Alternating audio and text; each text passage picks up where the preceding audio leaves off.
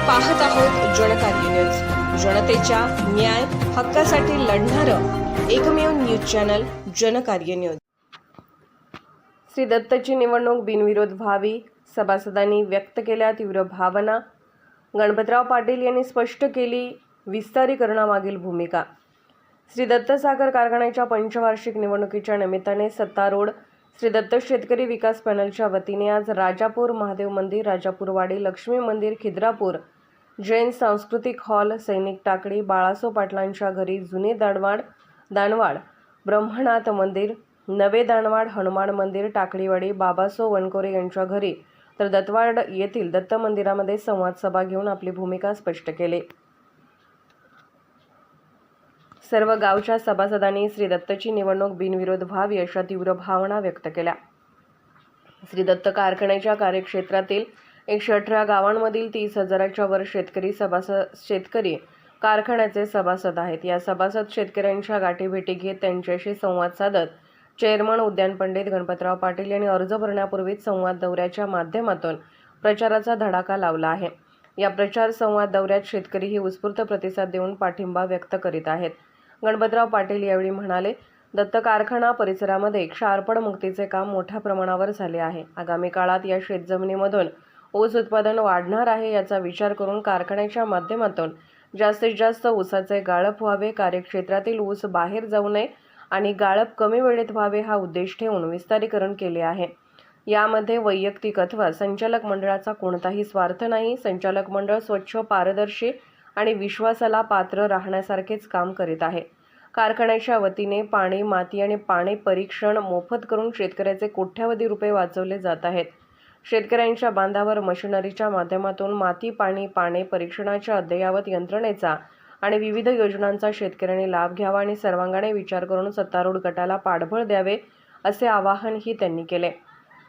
मोहन ढवळे म्हणाले, सहकार चळवळ टिकली पाहिजे ही भूमिका घेऊन गणपतराव पाटील यांनी दत्त उद्योग समूहामध्ये काम करत संस्थांना प्रगतीपथावर नेले आहे। राजकीय आणि सामाजिक जीवनात काम करताना गणपतराव पाटील यांची काम करण्याची प्रचंड इच्छाशक्ती, अनुभव आणि निर्णय क्षमता पाहिली की सभासद शेतकऱ्यांची आर्थिक उन्नती साधण्यासाठीचे त्यांचे प्रयत्न दिसून येतात। कारखान्याची निवडणूक बिनविरोध व्हावी अशी इच्छा सर्व सभासदांची आहे। या निवडणुकीत सभासद खंबीरपणे त्यांच्या पाठीशी राहून पुन्हा एकदा त्यांच्या पॅनलला विजयी करतील यात शंकाच नाही। प्रारंभी स्वागत मौला पटेल यांनी केले। चंदू कोरे, शंकर पाटील, रामा फुलारे आदींनी मनोगत व्यक्त करून पाठिंबा दिला। यावेळी ॲडव्होकेट मेघा पाटील, संजय पाटील, चंदू गडगे, चंद्रकांत आवटी, विश्वास पाटील, निसार दानवाडे, रावसो गस्ते, अविनाश मिस्त्री, बाबासो पटेल यांच्यासह शेतकरी सभासद उपस्थित होते। राजापूर वाडी येथे स्वागत भास्कर पाटील यांनी केले।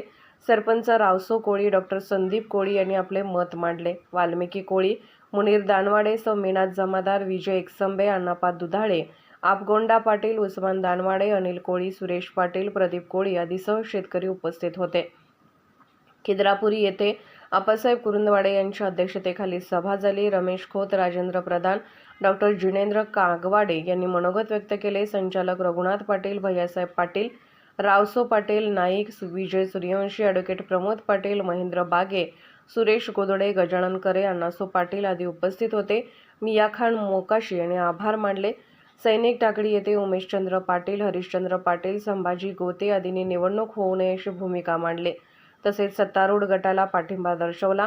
डॉक्टर विकास पाटील यांनी स्वागत केले। यावेळी वसंतदादा पाटील, शिवाजी पाटील, मोहन पाटील, सुधीर पाटील, सदाशिव पाटील, डी.आर. पाटील, अमरसिंह पाटील, अजितसिंह पाटील, स्वप्नील पाटील, श्रीधर पाटील, संतोष गायकवाड, सुदर्शन भोसले, दादासो शिरहट्टी, बाळगोंडा पाटील उपस्थित होते। श्रीधर भोसले यांनी आभार मानले। जुने दानवाड येथे सुभाष वडगावे यांच्या अध्यक्षतेखाली सभा झाली।